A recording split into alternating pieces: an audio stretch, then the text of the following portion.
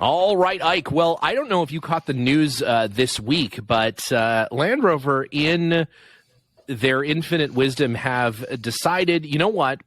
The in-car entertainment system is ready for an upgrade, and not just any upgrade, but they are adding Amazon Alexa to, and I have one on my desk, so it's going to, every time we do this, it's going to flash on and off. They have added it to the inside of your Land Rover. So that, yeah. I'm led to believe that this is an possibly over-the-air update that you can download onto your Land Rover, and now you'll have Alexa capability, things like directions, navigation, weather updates, these sorts of things. I'm curious to see how far this is integrated into the Land Rover. You know, how much you'll be able to control with Alexa, you know, like will you be able to put the car into like tiny cactus mode or giant snowflake mode, or is it limited to simply like, you know, what's the weather like tomorrow, or I need more Kleenex? Does it automatically just order oil for the car based on the amount that you've been driving it? It subscribes. Yeah, it just subscribes to oil. Yeah, just subscribe and save. Yeah, that makes sense. I think that makes sense. Subscribes to kitty litter too. Oh yeah, the whole thing. Yeah, exactly. Like one of those little specialty broom pan just for driveway leaks. Yeah, I mean it's got, you know, driveway cleaner. It's got everything you need. Yeah, right, built in. What are some Alexa commands that you would appreciate? You know, I have a fairly honestly integrated Alexa environment here, both in the workshop and at the house. So all my lights, all that sort of stuff. I've seen your Alexa bidet. Yes. Oh, it's super important to have that. I mean, because, you know, that is one place where you truly want a hands-free, and also you want something to be able to like misunderstand what you're asking for. That's a key element. But let me tell you, nothing as refreshing as a 2:30 in the morning accidental bidet. That is ice cold. Oh, absolutely. I would have it no other way. I've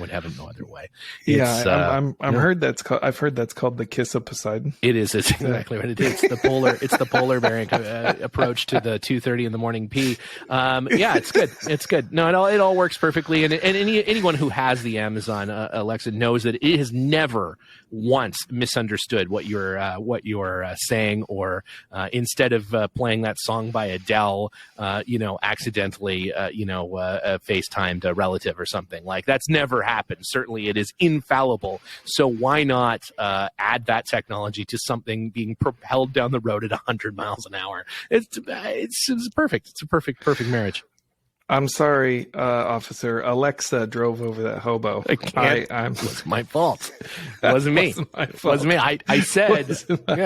I said I'd like to listen to Adele, and instead it backed over that woman. It's not my fault. I don't know. Just wanted to listen to that "Hello from the Other Side" song, and all joking aside, it's probably super useful. Yeah, well, and traditionally the in-car voice recognition stuff on any car, and it's not just Land Rover, BMW. BMW probably has the best. iDrive is probably the best in-car system, right? And the voice recognition is absolutely terrible. It's like barely usable. And I could think of no circumstance where I would rather use that versus just doing it manually somewhere. It's not even close to like, an Android or the Apple Siri product or anything like that. It's not even close. So the idea of putting Amazon, putting Alexa, which is, it's actually, it's 1,000 times better than any in-car system. It's interesting. And it's yet another step of a car manufacturer sort of saying like, we're pretty terrible at this. So instead we're just going to inherit something less terrible, from someone else. So I actually think it's actually clever, all joking aside. I think it's a pretty good idea. I mean, that sort of technology is always the first to feel dated when you're, operating a car that's a couple years old. So, when I bought my Sprinter van, I just was like, I don't want that navigation in my car. It's going to be useless in like 10 minutes. Yeah, exactly. Well, you think back to like, an LR3 or something and the navigation that you could get for those cars, and it's just terrible. Oh, yeah. It's like totally unusable. So it's like a Garmin GPS from the 90s. Oh man, so good. I have the Garmin GPS from the Camel Trophy truck, and it's hilarious. It's like a Nintendo, or it's like a Game Boy. Like it's sort of the same level of technology, which is kind of, it's quaint now. It sort of seems neat, but 5 years after that was built, it was just a total disaster. So. Yeah, of course. Yeah, I don't know. I'm into it. I'm gonna get it installed in the 80-inch for sure. I'll upgrade my in-car entertainment system to include Alexa there. Speaking of your 80-inch, what's going on in your workshop, Stephen? Well, I know that everybody has been on bated breath, waiting to find out. Or in fact, does my 90 have tapered bearings in both the upper and lower of the swivel ball, or is there a bushing, a Relco bush in the? I've had many sleepless nights thinking about this. I know you have. Well, what's the answer? I'm pleased to inform you that in fact, because of the early nature, I have one of the first 90s. That was one of the first North American 90s. It is a TD3. It's a TDI 300 TDI axle. So it is in fact two tapered bushings, upper and lower.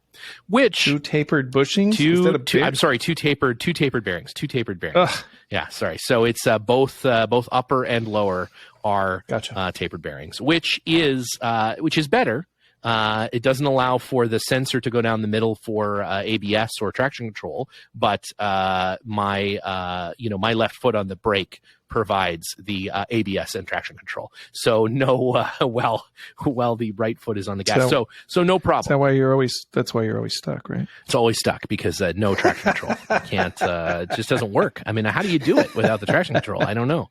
I keep trying to put the Defender into Tiny Cactus, and it just doesn't work. I think it's just a hockey puck with whiteout on it. I'm pretty sure. With just some crude cave drawings of a tiny cactus and on a hockey puck, but it's got a speaker that plays like suspension adjusting noises. Oh yeah, under the dash. It's great. Yeah, it's everything, and I'm like ready to go. It's this sense of it's like a placebo effect that like now I just have the confidence of knowing I'm in Tiny Cactus. I'm ready to go. Which, if anybody wonders what my favorite terrain response mode is, it is a Tiny Cactus. And actually, I say Tiny Cactus, but if you look at the drawing, the little Land Rover beside the cactus, it's like half the size of the cactus. So it's actually technically in giant cactus mode.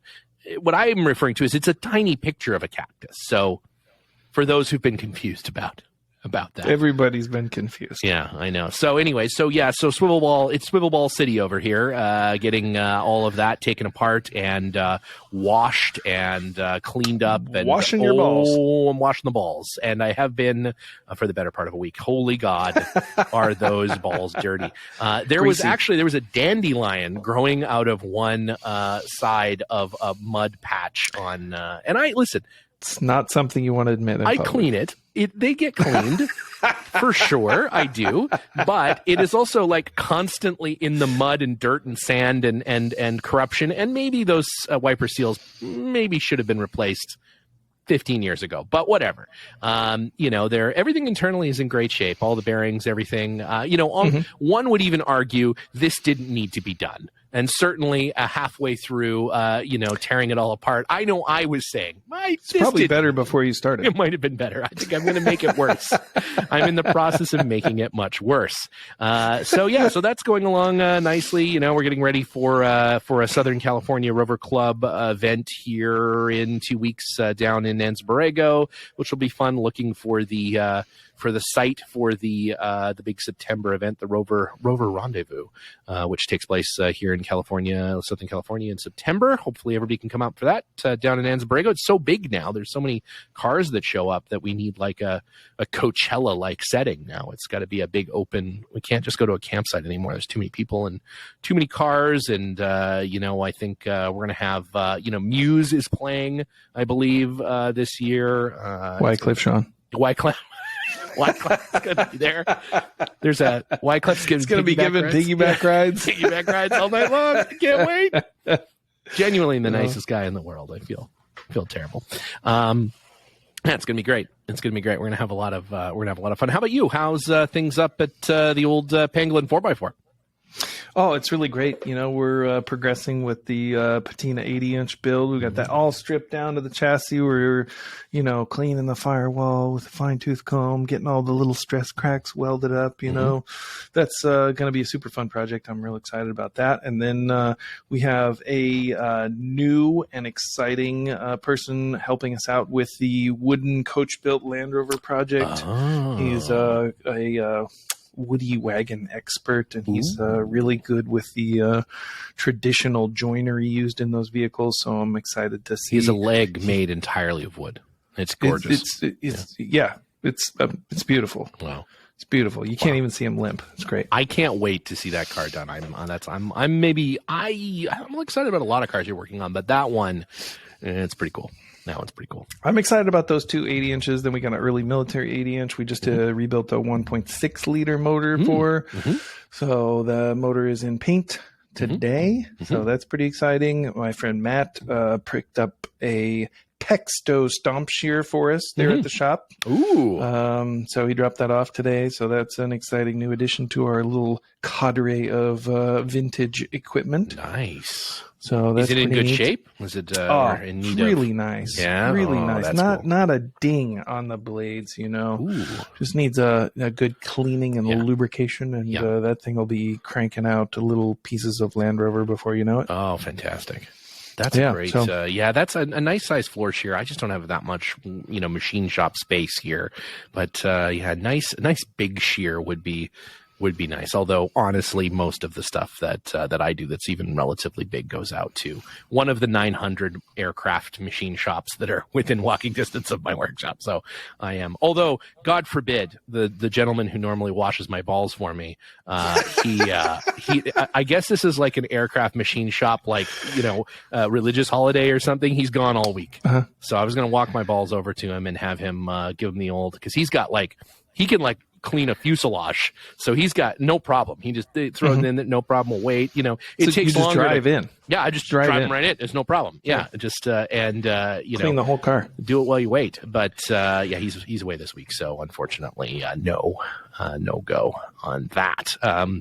We were able to make a pretty significant upgrade to Cooper's little Land Rover, which I know people who are fans of our TikTok have seen her driving that around. Did a little bit of mod there, Chris, who doesn't listen to the show, and I spent some time both on his Mini fixing the brake switch. So now when you press on the brake, the lights on the back of the car, the red ones, come on to let other people know that you are intending to stop the car. Because it's a Mini, it will, it stops gradually over time. But now there's an indicator that the car is planning, at least thinking about stopping, which is a nice safety upgrade. So, and while doing that, we did a little upgrade on the little Land Rover. So that sucker is cooking with gas now. She really goes. So I'm sure that will cause childhood injury in no time. Have you seen the Land Rover that was built for the Prince of Jordan's son? I think it's the Prince of Jordan's son. No. Yeah. Have you seen this? They built it. It's a tiny Series 2. Ooh. That's like child size. Yeah. You should Google this. But it's like a miniature Series 2 that was built by the Land Rover factory for the and it's Prince of Jordan's son. It's a factory Land Rover. Yeah, it's super cool. It's a really neat thing, and it's very well executed by the factory. I'm sure that they were building a lot, or they were selling a lot of Land Rovers to that Holy country sweet back Jesus, in the 60s. You're right. Yeah, I'm looking at a photo of it. It is super cool. Wow, that is incredible. Isn't that amazing? Yeah, that really puts the Toylanders and things kind of to shame. That is that is like a factory built miniature. It's amazing.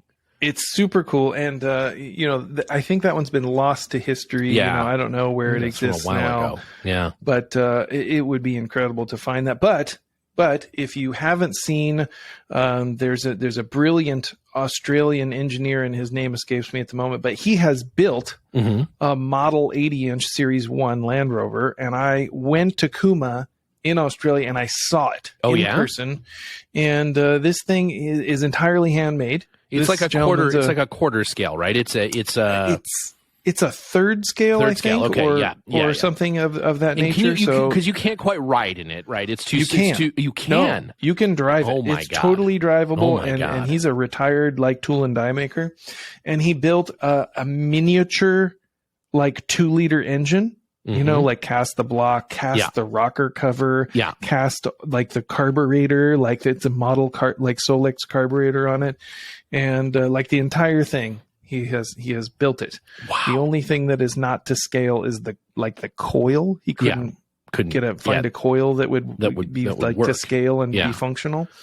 But it has like a tiny little distributor and a tiny little carburetor, and it's amazing. He built the transmission. It's got a miniature like 4-speed Land Rover transmission and transfer case. Built all the gears, like cast the housings, like machined it all to fit together and drive and work. And it's incredible. It's just like another level. If you're a total nerd, it's on YouTube. You can check it out. Or actually, I took a video when I was in Australia. We should post that to our Patreon.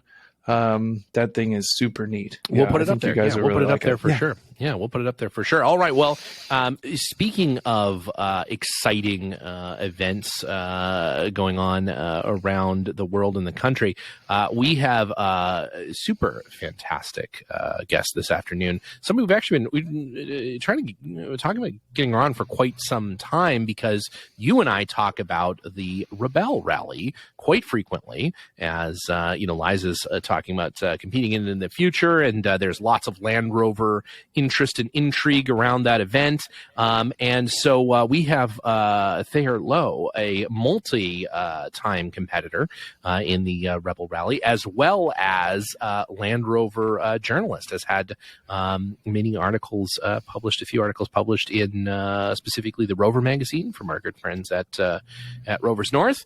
Let's dial up, let's hit up the interview machine, which I believe today is being fueled by a year-old Tang, I think is what we've got in there today. Probably needs to be crank started. Yeah, I don't know. You can't electric start on year-old Tang. Maybe slightly fresher Tang. But at any rate, here we go. We'll get there right now. Right on. All right. Well, welcome to the show, Thayer. We wanted to chat with you for actually quite a while. You have a fantastic Instagram, Discovery_Girl42, that has some great content from your various endeavors and travels and Land Rovering. So welcome to the show. Thank you so much for having me. Absolutely. So we sort of start off with a standard set of questions, if you will. The first one being, why, of all of the brands in the world that you could fall so deeply in love with, have you chosen our beloved green oval, the Land Rover? Well, I have to say I've gone through a good amount of brands and tried them all. But it came down to quite a few years ago. I was in Glamis and blew an engine on a Land Rover because, we love them. And it was, that's all what the happens, people that offered to come help me. And that sort of following. And as I'm sure a lot of you know, it's sort of a thing. Like, you fall in love with the Land Rover, but it's partially for the group of people who are also just as obsessed as you are. And so that's part of the reason it's definitely stayed. There's a group masochism that comes with Land Rover ownership. The older, the more masochistic as well. That certainly, it is an interesting, and occasionally you'll find each other and you'll start a podcast. It's a beautiful and terrible thing. So speaking of that, so what Land Rovers do you currently have? Because I know that it's not just one. Yeah, I only have two at this point, but it's a 2012 LR4, pretty modified, mostly for camping at this point, and a 1990 classic, but she's made to look out like a 78, basically. The wheels are switched, the bumpers are switched. It doesn't look like a 90. That's fantastic. I think that actually backdating the mid-'80s to early '90s Range Rovers back to the earlier ones is like the perfect mix of a car that is reasonably well-running so far as the Land Rover is concerned, but still looks, much less like an early '90s car. I think that's super cool. I definitely agree. You guys get a stereo that way. Yeah, exactly. I'm backdated, in case you didn't know. Yeah, Ike is. Yeah, that's true. It's true. Ike is actually 96 years old, but we've backdated. No, I'm only 20. I just look 55. It's been a rough day of disassembling swivel housings. And what Land Rovers are you a big fan of? Obviously, you love the Range Rover. You have an LR4. I assume you're fond of the LR4. Are there other Land Rovers that you're big fans of? Pretty much all of them. Well, not to talk badly about the new ones. They're less character, but I have to say I have a crush on the series. Like a 2A is, I currently have my heart set on that. We'll see. Well, I know somebody who could help you with a series 2A. Ike has about 40 of them, so in various states of backdating. So nature's backdating. I have a little bit of a problem with the series Land Rovers. It's never a problem. It's a collection. It's true. That's right. You haven't been here. It's a problem. Some would try to classify it as a business. I think there's some debate about that, but it is great. I agree. I think at some point all Land Rover owners should own a series Land Rover, if for no other reason than to appreciate the newer Land Rover that you may drive every day. For those of us who drive the old Land Rovers every day, it is you just you learn to love it. It's a lifestyle to say. I would say I've had better luck with the older ones than the newer ones. Yeah, there's less stuff to break. Less stuff to break is very true. Yeah, because there's just less stuff to fix. And if the newer ones have a big enthusiast movement, and you like that, and you like the people that come to your aid when you might have a problem or whatever, the series cars are even more that way, and in an international sense, since they span the globe. So there's a Land Rover broken down or running around in some bush somewhere.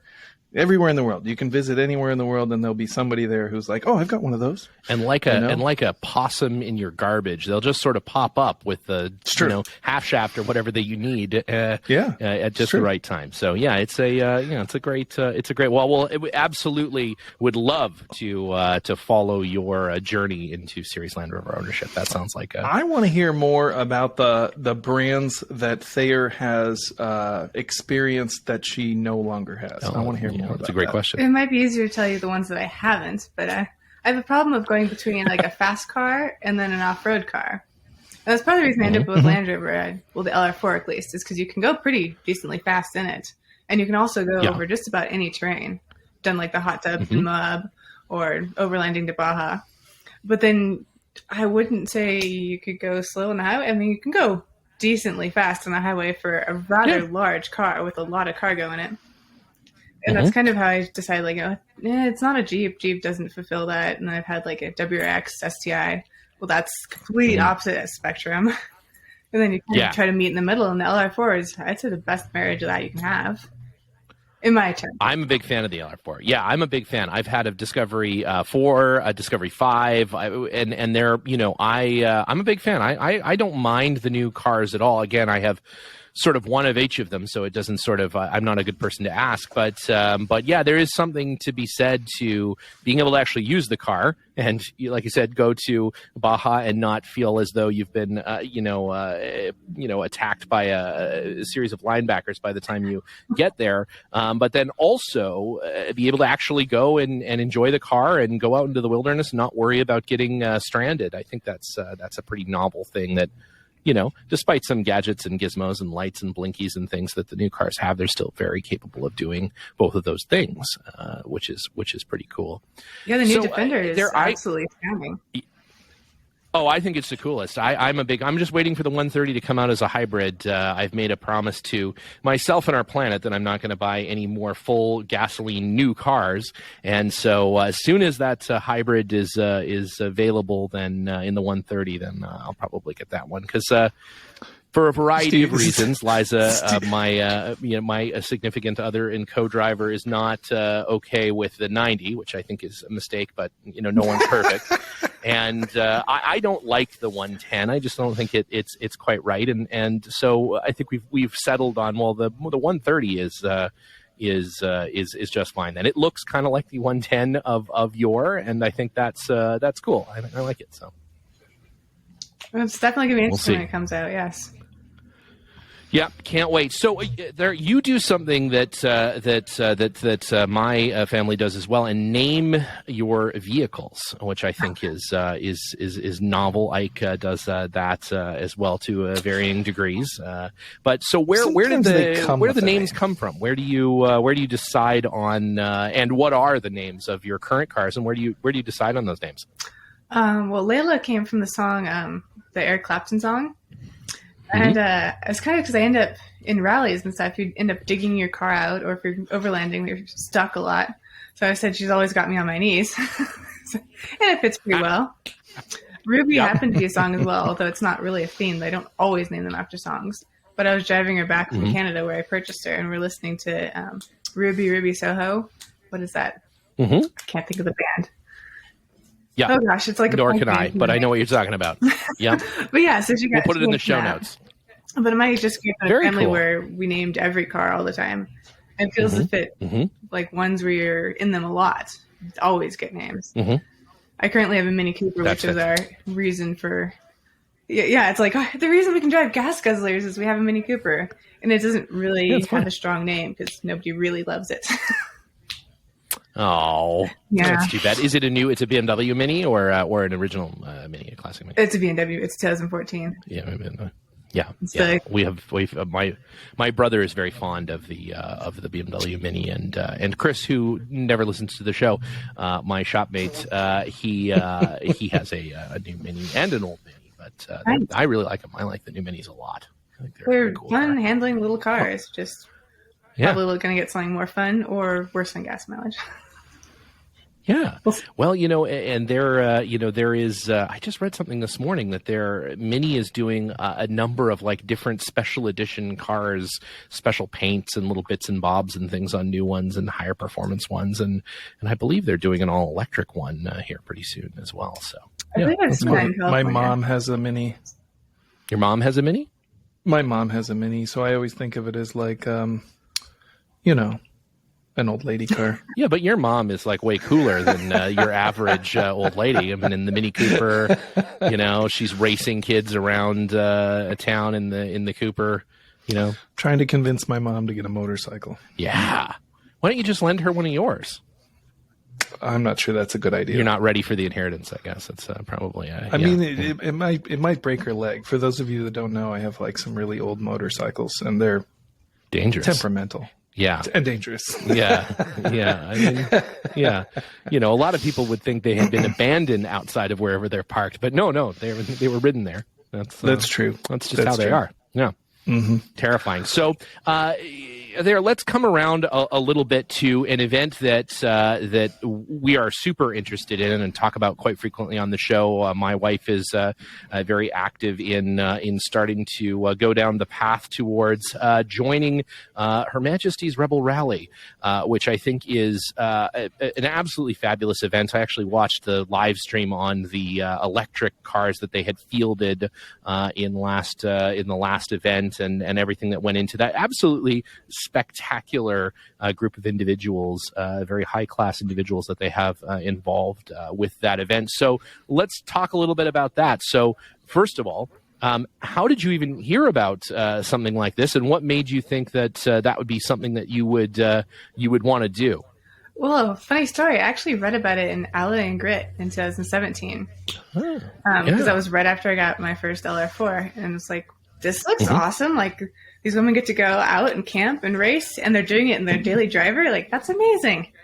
And I signed up, oh my gosh, a month or two after that, not really knowing what I was getting into at that point. Well, that's fantastic. And so maybe let's just talk a little bit about the event. For those people that don't know, I realize I probably should have said this first, but talk to me a little bit about what it is exactly, because I think a lot of people maybe have heard of it, but they don't entirely appreciate. And for the rally stuff that I've done and the Rally Raid and California Series and stuff like that, this is radically different from that. This is way more difficult in my mind than that. So talk a little bit about the Rebel and why is it different than your average sort of Rally Raid California Rally Series or something like that? Sure. Yeah, it's 7 days off road, no GPS, map and compass only, and every day you wake up at 5 o'clock in the morning. You're given a map, given latitude and longitude points, probably about 20 of them, which you're not expected to make it to all of them, but you plot them by the time you leave the starting line at 7 o'clock in the morning. And it's not a race, technically, being a rally, as you said. But it's supposed to come off as like you have to get there really fast, but you have to like pace yourself. You're usually in pretty tough terrain where you can't be flying through it. And then you'll get to either the same campsite or a new campsite that night, working from about the Lake Tahoe area down to like the Glamis Sand Dunes is usually the last 2 nights. And it's like the most fun off-road you can have while totally cut off from GPS technology, no cell phones, no computers, anything like that. Mm-hmm. That's amazing. And like, were you very good at orienteering and scouts? Did you done any map-based, navigation prior to that? None. I've always loved maps, but no, I just jumped in the deep end there. Wow. Use one of those like astrolabes to like determine your longitude, like a sextant. Yeah. Calculus. Like you're navigating a tall ship. You have to wait till the stars come out to figure out where you are. I picked up a weird habit of like collecting that sort of thing now, but prior to that, not at all. Yeah. No.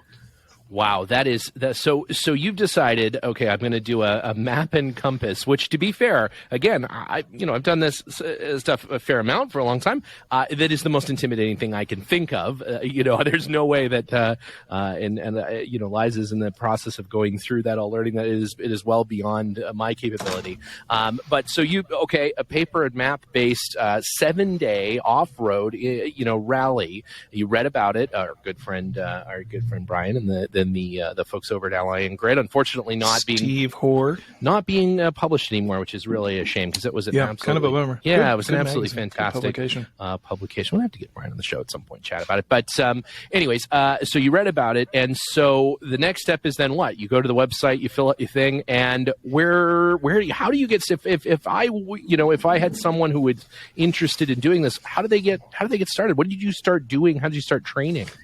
Well, there's a Facebook group that had previous rebels that sort of talk about like, this is where I trained. Like one of the first things I did was go to REI, and you can take like a walking hiking map class, which is a bit different, but you get the basic idea. And then I also took some driving classes in the dunes because a lot of off-roading does not include dunes, so I hadn't ever even thought about that. And that was probably it's very different, the scariest part. Yeah, well, being from Canada, the dune is a completely foreign object, and I'm still a little intimidated by sand. I don't like sand all that much. But so the driving class, some map orienteering. How did you find your partner? How did you find the ladies that you have partnered up with in the past? It was pretty funny, actually. The first year, it was a lady that contacted me on Instagram saying, like, should I buy a Land Rover or a Toyota? Like, well, do you want the honest truth? Go with the Toyota. But if you're okay with fixing it a bit, definitely buy a Land Rover. And we sort of bonded over much that. Better. Yeah. And she ended up navigating. It's not a better car, but I think it's a better experience, though. Yeah. And she actually is the girl, Penny Dale, won in the last 2 rallies. Oh, fantastic. For a course. So you recruited the woman that won. I'm sorry? You recruited the woman that won the event. Technically, yeah, you could put it that way. Wow. Oh, a big deal. And so talk to me then about the sort of first, so you found the Land Rover that you want to use, or this was the Land Rover that you already owned. This was your LR4 or LR3. I'm not sure which one you used first, but this was the car you already sort of owned. Yeah, I took my daily driver for 2 years, and then the last year I went in the Friends FJ Cruiser. Excellent. And so you decide, you find your partner, you're out there. So what is it like? What is this race? What's the day to day? You said you get the map books and things in the morning, road book in the morning. And then what's the rest of your day like? You're basically chasing down latitude and longitude points for 10 to 12 hours. If you're lost, it's even longer. Get back to camp, have dinner. They give you a score of if you got them right, if you're close enough, because you click on a GPS clicker, but you don't actually know what you're doing. So if you're close enough. And at the end of the day, you see if you're close enough. So you see the score from the whole time, have dinner, go to bed, and do it again the next morning. And it's about it. But so do the points that you're looking for, do they vary in difficulty, or are they all pretty difficult, or can you choose between them? Or tell me a little bit about that. Yeah, so it's kind of like skiing. There's green, blue, and black. The green ones always have a huge flag, 10 feet tall or so. And you can see those from a little distance. Like, it's surprising how close you have to be. And they're often marked on the map. So even if you're bad at plotting, you can find them. The blue ones vary between a much smaller flag and like a little pole you'd see for I don't know, marking houses or something. So those can be pretty hard to find. And sometimes Emily Miller would trick people and put them closer together. So you actually have to be pretty precise. And then black checkpoints have nothing there besides looking at the topography on the map, checking yourself, how far you've driven, and then just hoping you're right. And those are the ones that actually have the least amount of points. Green are the most amount of the points. And it's to keep you in the running and moving down the trail as you go, basically. Interesting. So the hardest ones to find have the least number of points? Yeah, so when you look at everyone's scores up on the board, you can tell it's the top people are very, very close, and everyone else is sort of like a large percentage.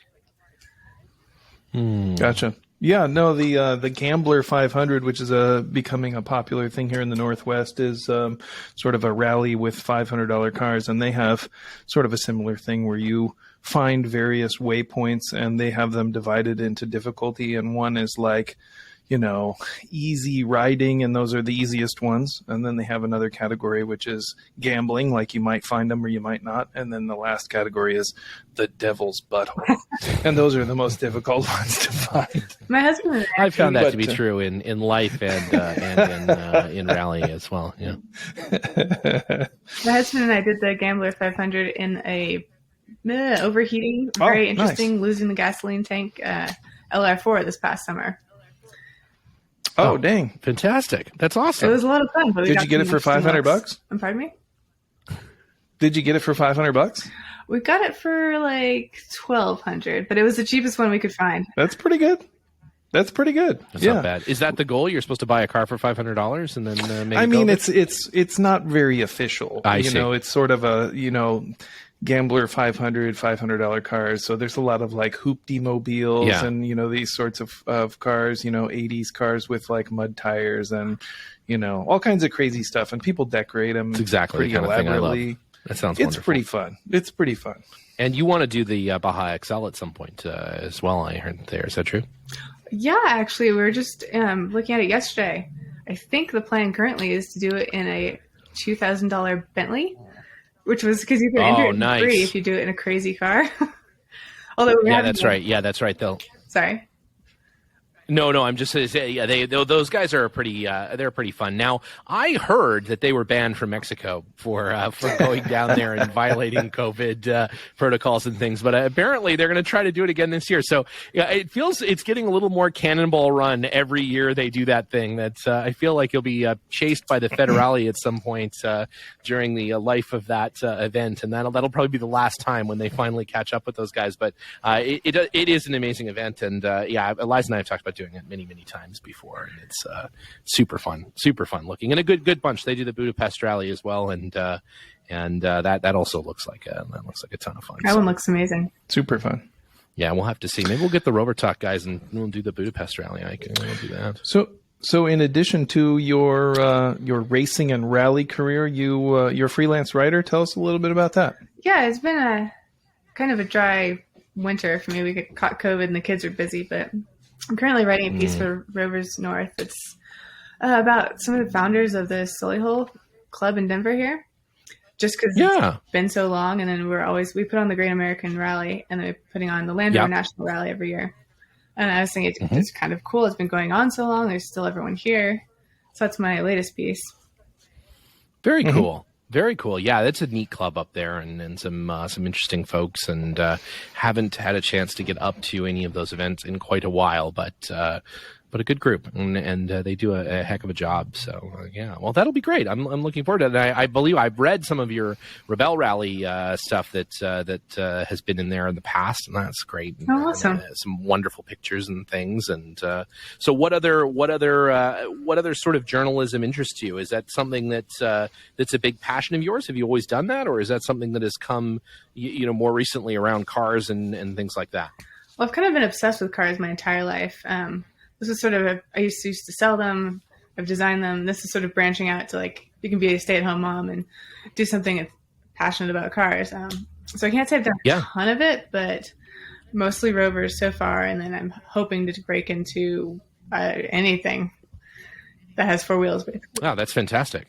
Yeah, that's great. Well, no, our good friend Jeremy Hart is a friend of the show and a good friend of Ike and I's, and a prolific automotive journalist. And so there's certainly lots of great stories that he has from writing about cars over the Somehow they always involve porn stars. I don't know why that is. More than you would probably want, but he's done some interesting stuff because of his writing. So I don't blame you. I think that if I had the ability to write, at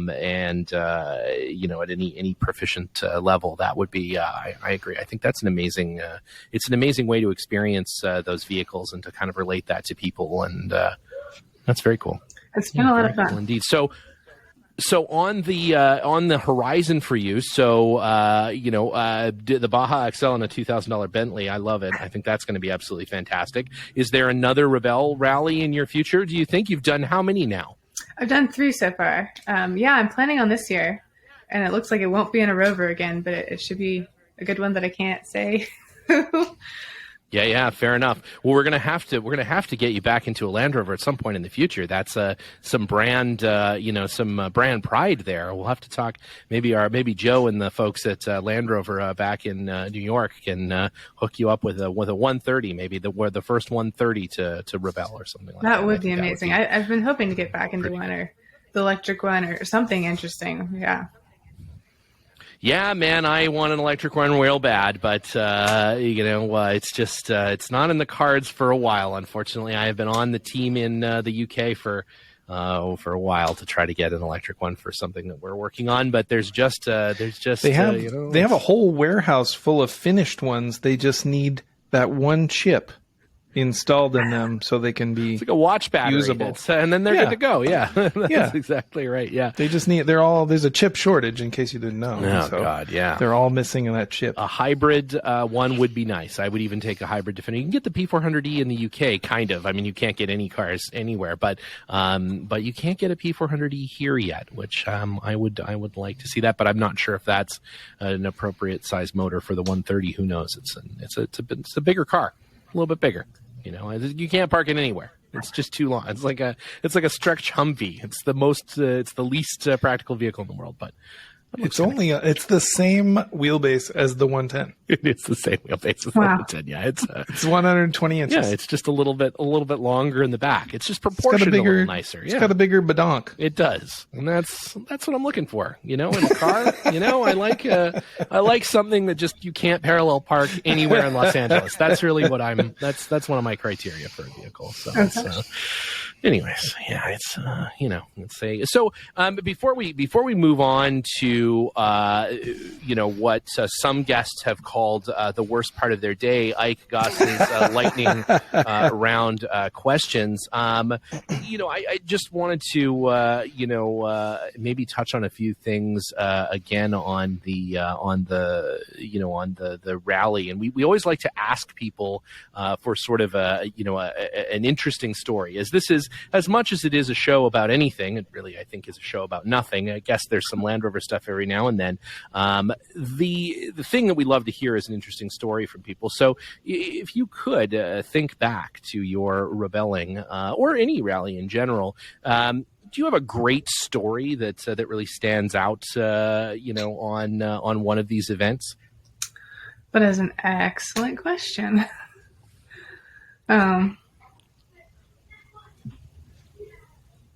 I feel like the whole event is such a fulfilling thing that I don't know if I have a good antidote. I have not yet finished a Rebelle in a Land Rover without having problems, which is kind of a typical thing. Sounds about right. Yeah. The first year. What was the problem with the FJ Cruiser? Oh, in a Land Rover was the FJ Cruiser did it just fine, but I have to say we took less risks. Oops. So that could also be why. It's just not. But I mean, where's the adventure in that? If everything just goes the way it's supposed to, then you don't meet, the weird possum guy with a half shaft. So there's, exactly. Yeah. I think that's part of the reason we end up loving our truck so much, is you have crazy adventures and meet interesting people, and it's so memorable. And if you drive a really great car that nothing ever happens, gets good gas mileage, you can't name it cool things. That's exactly right. There's no character there. Exactly. Who wants that? right? So using that rationale, the least reliable car is the most fun. Yep, but I would go with that. I think that's a totally fair and accurate statement. I agree. I think if you don't quite know if you're going to get there in the morning, the journey is a little bit more of an adventure. I think if you're that guy that's shut down the Starbucks drive-through a couple of times, then you know what I'm talking about. It's I don't. No, Ike doesn't like that's never Starbucks. happened. I have a fairly significant Starbucks habit, and Ike doesn't like Starbucks. We've had to stop. We've been to every Starbucks in the UK, coincidentally. So I'm fairly confident that in the last trip that Ike and I were there, I think we hit every Starbucks, and I'm fine with that. True. I have no problem there. That's I've made my peace. So all right. Well, given Lightning that, round. Hmm? Lightning round. Yeah, lightning round. It is time there. We've procrastinated as much as humanly possible in the interest of trying to keep you from what is sometimes referred to as slightly difficult. Ike Goss's world famous lightning round questions. So at that, Ike, I will leave it to you. There. Good luck. Excellent. All right, there. Are you familiar with the lightning round format? I can't say that I am, actually, so let's see. All right, it's going to be short questions with brief responses. Just a short, couple word answer, and they're going to come in relatively rapid succession. All right, are you ready? All right. If you could have any co-pilot, living or dead, for an off-road rally, who would it be? Oh gosh, the girl that just died doing the record. And Jesse Coombs. yes, thank you. Right on. Good choice. LR3 or Range Rover Classic? Range Rover Classic. Ooh, good choice. Gas or diesel? Diesel. Ooh, interesting. Soft top or hard top? On what? Anything. Soft top. Yes, good choice. Automatic or manual transmission? Manual, definitely. Oh, man, this is great. And then what is the best way to get gear oil out of your underpants? Throw them away. Oh, good choice. It's a popular answer. Yeah, and I think that's probably the right thing. Ike just tolerates a minimum amount at all times. I think that's just the gear oil in my underpants is there on purpose. Yeah, in case you didn't listen to the last episode, provides a certain amount of friction reduction. Well, all good. Well, thank you so much for your time. Absolutely fantastic, and please do. I hope you can come on again and talk about the $2,000 Bentley Baja XL, the next Rebel, whatever secret vehicle that's going to happen in, and certainly let us know as your current article or anything in the future comes up. We'd love to have you back on and have a chat. It was absolutely a pleasure chatting with you, and thanks for your time. I would absolutely love Thanks to. Again. Thank you so much. All right. Well, that was fantastic. Super interesting to talk about that event. And I'm not kidding when I say entirely map and compass based navigation, especially rally navigation. That is incredible. What a neat event and such a cool such a cool group putting it together. I had an opportunity to watch some of the like I said, some of the electric recap that they had done from the previous event, and really cool. They're just doing some really neat stuff with that event, and seems like a really good group of folks involved. So if you're interested in the Rebel Rally, volunteering or becoming part of the actual event, pop onto their website and check it out. They got a great YouTube, good Facebook, as they said. That's a good starting place. Is their Facebook page, and you can go from there. Speaking of Facebook pages, head on over to our Facebook page or our Instagram to check out things that we've got going on. We've got a whole new raft of stickers.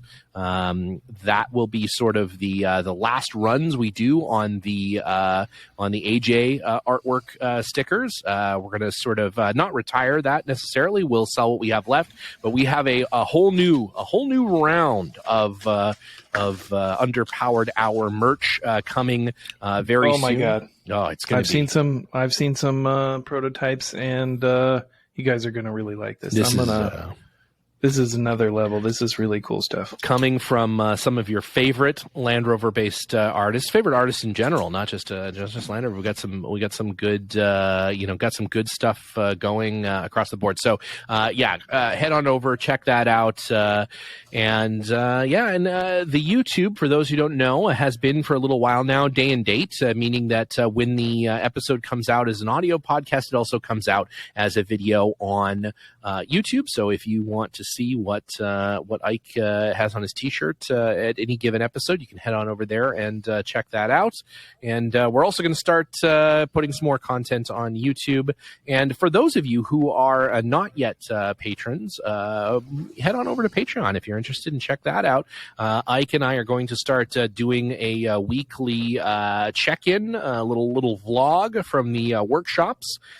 Just to sort of let you guys know what we're doing and get you a little better picture of that. That's exclusive, highly exclusive, secret almost. If you were in the UK, it would be secret for our patrons. So head on over there to Patreon and check it out. And our good friends over at the Center Steer podcast end their episode by saying, if you like the podcast and there's some, I'll do my John impression. If you like the podcast and there's someone that that would like to listen to it, why don't you tell them about it?